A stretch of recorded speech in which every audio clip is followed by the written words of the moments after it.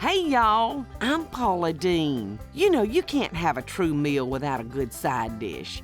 And here in the South, we serve up the best sides in the country. So today, I'm cooking a few of the Lady and Son's favorites.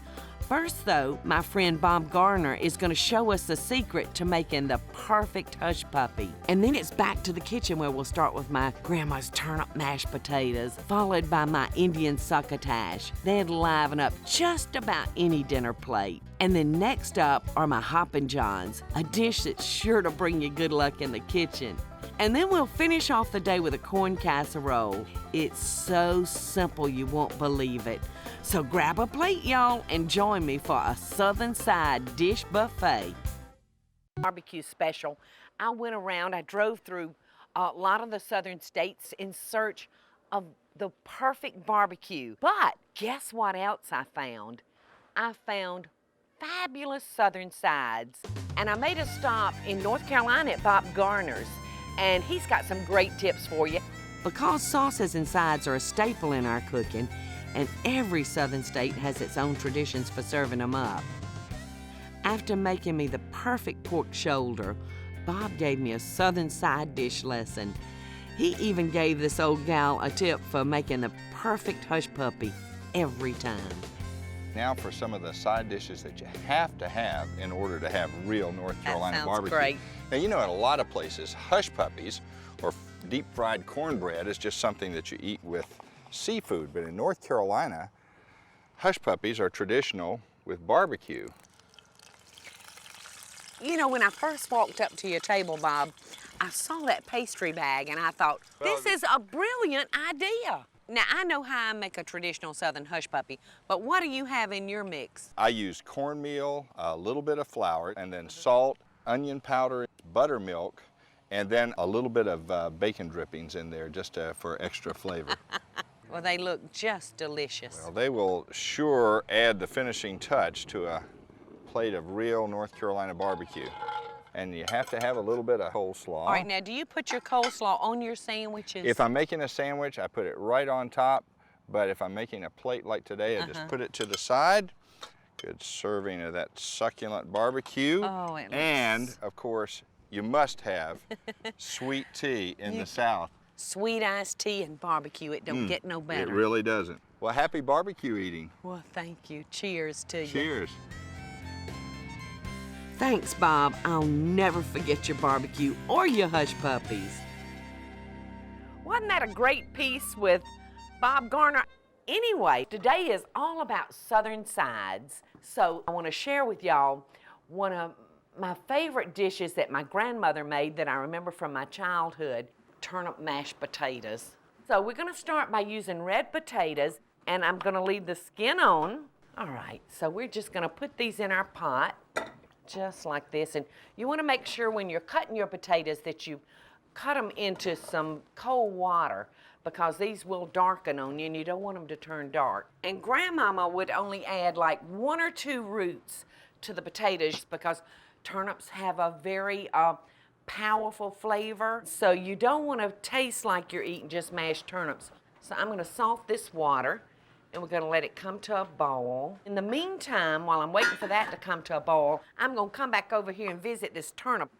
When you're selecting your turnips, I kind of choose medium-sized ones, and you want to make sure they're good and hard.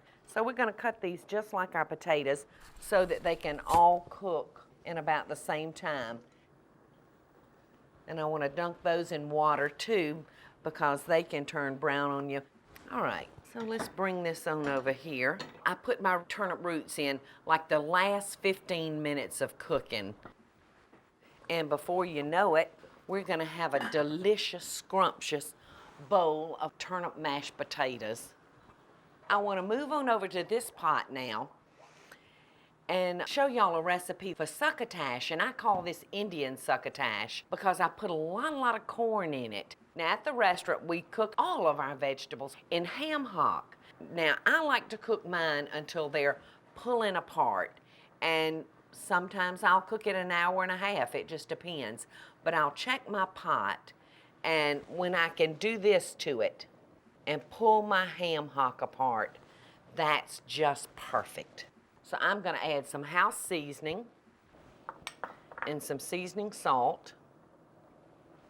All right, now for just a little bite, I'm gonna do a couple of squirts of Texas Pete. And y'all know how hard it is for me to not cook with butter. So I'm gonna put just maybe 2 tablespoons of butter. Now for the butter beans. Frozen butter beans are a wonderful product and they're just as good as fresh to me. I'm using 1 bag of frozen baby lima beans or butter beans, but I would not use a dried bean. And we're just gonna let those cook in that seasoning along with that ham hock for 20 or 25 minutes, and they're gonna taste delicious. All right, let's come back over here now and check on our potatoes and our turnips. They're probably getting close to being ready. We're gonna take these over to our sink, and we're gonna pour this up into a colander and get all the water off of them. All right. I'm gonna give that a couple of shakes to get the water out. Now I'm gonna throw it into this bowl right here. Now you can mash these any way you like. I'm gonna beat these up. Now I'm just gonna turn on our mixer. All right, I've gotten them mashed up pretty good now. So I'm gonna add about a 1/2 cup of sour cream. That's the secret to the wonderful mashed potatoes that we make at the restaurant.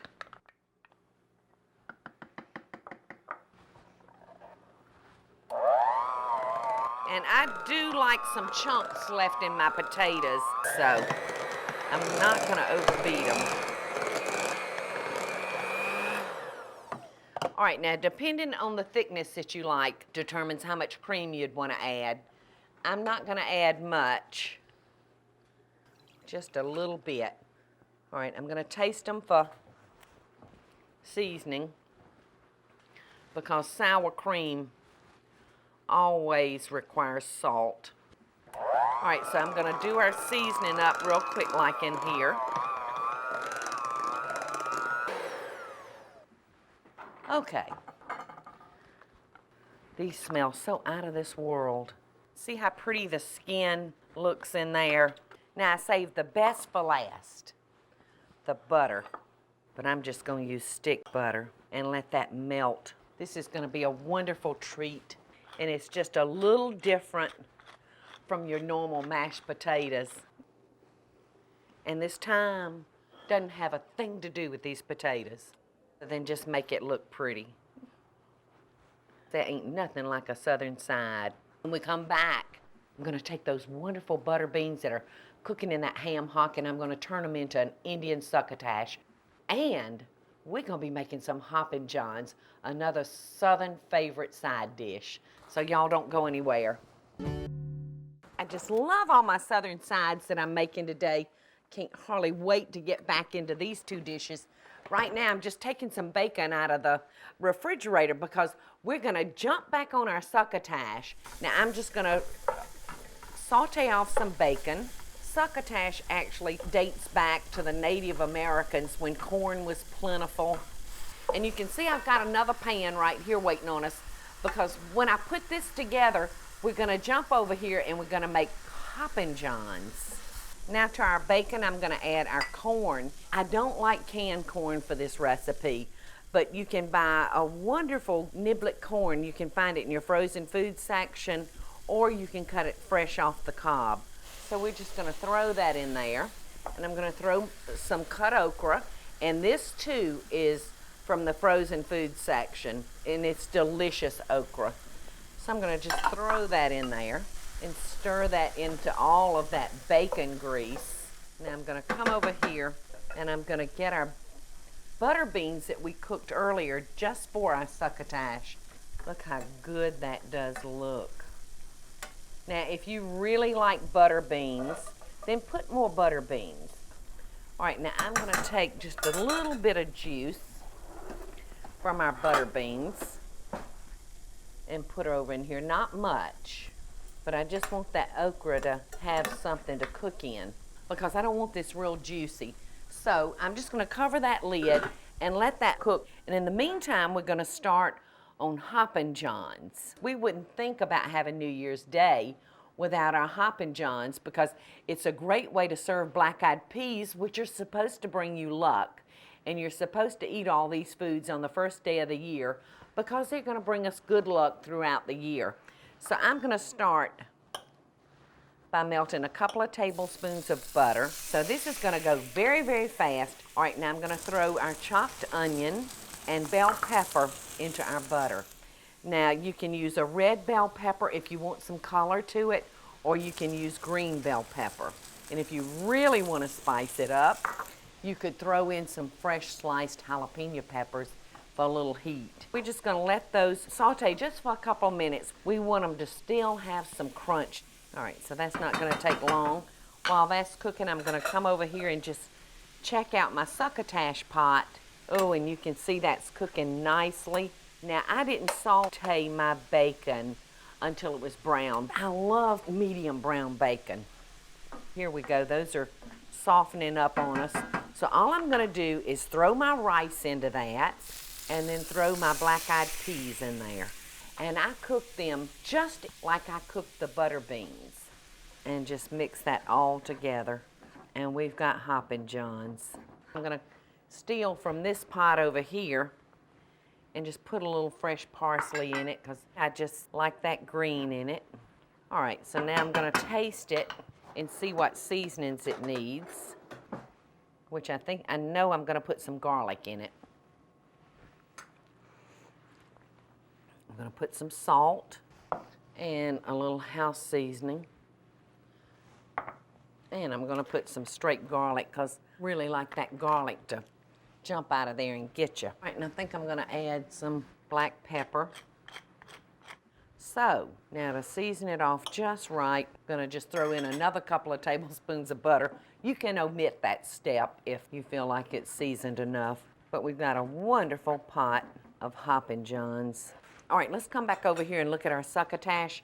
Our okra should be done. All right, now to finish off this dish, I'm just going to sprinkle a little fresh parsley to just kind of bump up that green color. I'm going to throw about a teaspoon of chicken base into it to just add a little bit more flavor to it. I'm going to add a little black pepper to this. I'm going to put just a little house seasoning. And so now I'm going to finish off my dish with a couple of tablespoons of butter. And I'm going to throw my tomatoes in there. And I don't want to cook these tomatoes. I just want to heat them all the way through. And that's all it is to succotash. I've got to take a quick break. I'm going to let these heat up. And when we come back, we're going to taste that delicious pot of succotash. And I'm going to show y'all the easiest corn casserole in the world. Your family's going to love it. All right, we're back and we've got this succotash ready and it looks and smells divine. Look at all those yummy vegetables. And don't they look pretty in that green bowl? And if you have any succotash left over, you know, it wouldn't take you but about 5 minutes to turn this into a pot of vegetable beef soup. So don't worry if you've overmade. Sometimes I wonder how I still have a lining in my mouth. I eat so much hot food. There's so much corn in it, it almost tastes like the flavor of cornbread. It's so good. Now, speaking of corn, I want to share with y'all the quickest, easiest little recipe for corn casserole. And the beauty about this dish is there's a very good chance that you can walk to your pantry and find every one of these ingredients right now without making a trip to the store. And it's so, so good. All we're going to use is canned corn, and then we're going to use a can of cream corn. And right here I have a small box of cornbread mix. Now this particular mix is one of the sweeter cornbread mixes. In a casserole like this, it works perfectly. And we're just going to mix all these ingredients together.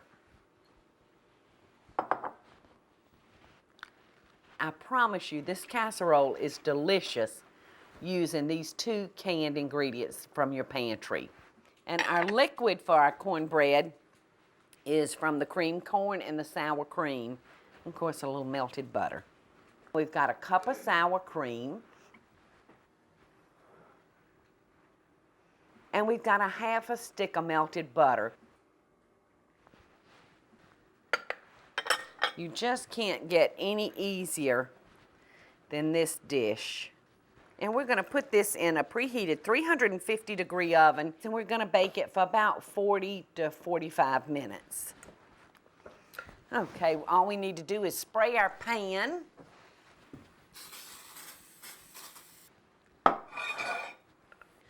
And just pour this into our casserole dish.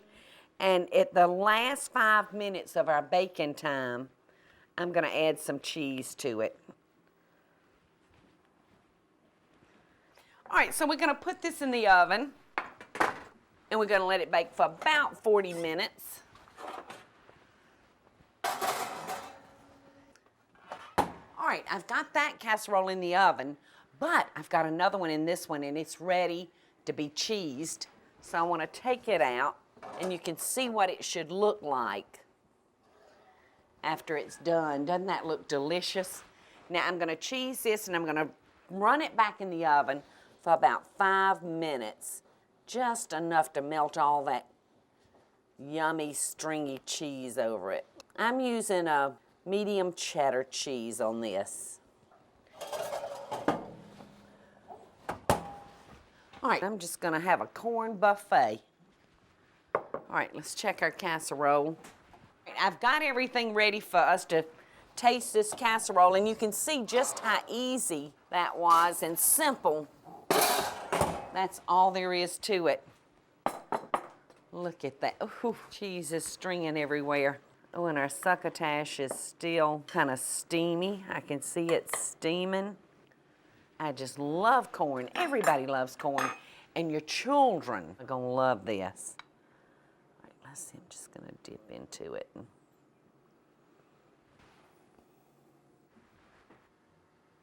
Looks pure edible. You could cut this in squares almost if you wanted to.